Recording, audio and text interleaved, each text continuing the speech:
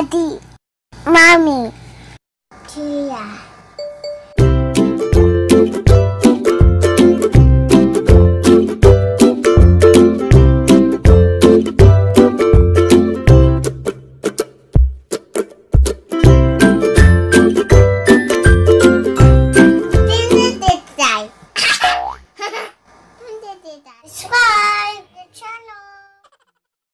Hello guys! Ayun, balik uli kami sa daycare. So this time, dito na kami sa regional office ng PNP. Kasi yung mga bata dito, iniiwan yung mga bata sa loob talaga. So para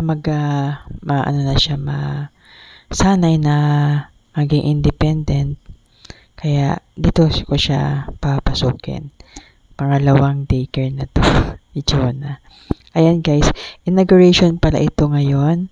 Bago ang pasukan nila, namigay ng mga school supplies, nagpakain sa mga bata, saka nagbigay sa mga parents ng rice. Ayan, yan yung asawa ni RD, yung namimigay, si Masaudi. Ayan, kumakain na si Jonah, and all school supplies nila.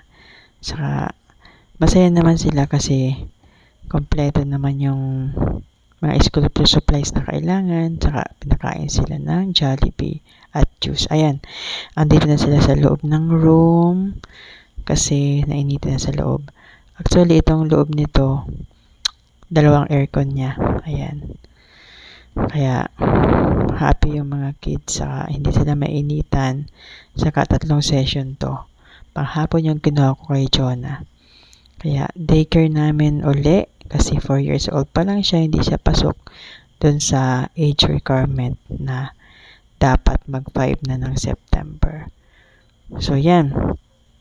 Kasama pa ang nanay kasi inauguration. Tapos, sa next day, pasukan na. Ayan, August 5. Okay sa amin yung umulit si Jonah ng daycare kasi alam niyo naman ang sitwasyon ni Jonah. Siya ay delayed speech siya. Kaya, okay lang. Mas okay sa amin yung gantong setup na ulitin yung daycare kasi sa assessment baka hindi rin siya makapasa kasi nga delayed speech siya. Kaya sana maging okay kami ngayon sa pagpasok sa daycare. Kabataan, yung ating mga mommies and development office. Kaya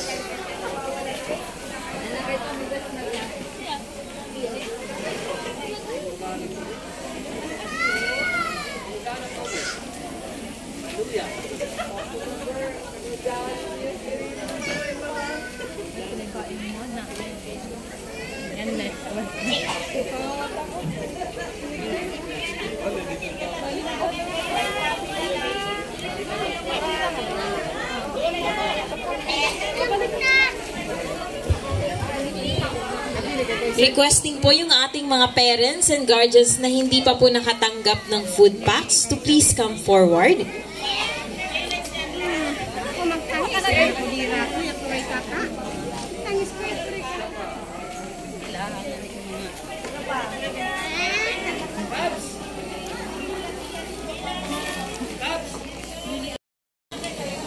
Okay, so I guess everyone already received their food packs.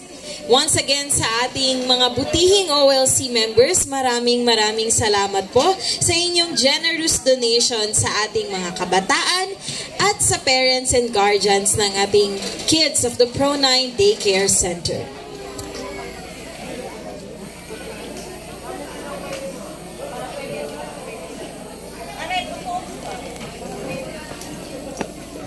At this point, we shall now have another photo opportunity. Ito na yung first day ng klase ni Jonah. Ayan. Wala pa silang regular class. Nag-meet and greet lang sila ng mga classmate niya. So, yung teacher nagpakilala. Tapos, yung mga parents nasa loob pa. sabi ng teacher, after 1 week daw, pwede na kaming lumabas yung mga parents.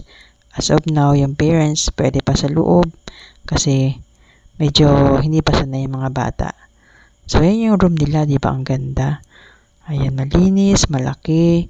3 session, kaya kunti pa lang sila ngayon. Ewan ko lang kung bukas kasi regular class na sila bukas. Ayan, puro recess pa lang ang ginagawa nila. Kaya, medyo smooth pa. Wala pa nag-iiyakan. At bukas, ang start na ng regular class. Ayan, maganda yung room nila, aircon, saka malaki. Hindi sila nagkakulo. Ayan, pwede pa yung nanay. So, yan yun guys, ang first day of school ni Jonah. Kasi, di ba, alam naman niya yung background ni teacher. Sinabi ko sa kanya na si Jonah ay delayed speech. Saka meron siyang diagnosed na ASD, kaya tignan niyo naman, lalakad-lakad. Pero may improvement naman siya sa kanya mga ginagawa kasi nautusan ko na siya na dati hindi, nakatulala lang. Kaya yung journey ni Jonah, yan yung aking ibablog ngayon sa mga susunod pang mga araw at yung mga development niya. Meron ako mga naunang video dito. Pero, hindi pa klaro, hindi pa ako nagsasalita. Pinapakita ko lang yung mga therapy niya. So, ngayon, 4 years old na siya. Yung journey niya ngayon, parang gagawin ko na siya ng document para naman meron akong comparison sa mga before and after ni Jonah bilang journey niya sa kanyang delayed speech, yung kanyang ASD. So, yan guys. Samahan nyo kami ni Jonah for school year 2024 to 2025. Siya nga pala, sa mga hindi pa nakakaalam, nagsimula kami ng speech therapy and occupational therapy ni Jonah sa Las Piñas at sa Taguig, sa Bonifacio.